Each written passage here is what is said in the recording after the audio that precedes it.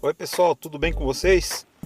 Sou Souza do canal Tutoriais Souza. Este é o meu canal, espero que vocês gostem deste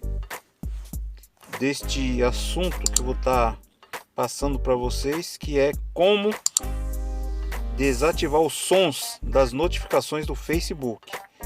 Estou aqui na minha página aqui, né, do Facebook.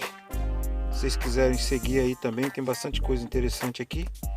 Agora eu vou aqui no perfil mesmo para estar explicando para vocês como que faz, né? Então assistam até o final, que vai ser muito interessante, ok? Vamos ao tutorial. Então pessoal, estando aqui em primeiro lugar tem que estar atualizado, né, o aplicativo do Facebook, ok? Você subindo aqui do lado das notificações, aqui onde tem o sininho, tem esses 3 tracinhos, né? Você clica em cima, aí você vai vir aqui até configurações e privacidade, ok? Estando aqui na configurações e privacidade, você vem aqui, ó, em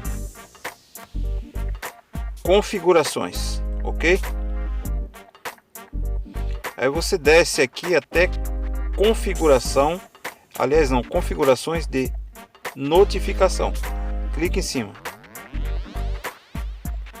Pessoal, aí aqui, ó, vai estar escrito, ó, push ativado. Você clica em cima e aqui você pode estar desativando, ó. Pode desativar o vibrar, pode desativar o LED e pode desativar os sons. Eu vou ativar porque eu só estou explicando para vocês, ok? Então este foi o tutorial, espero que vocês tenham gostado. Espero vocês no próximo tutorial, ok? Fui! Valeu!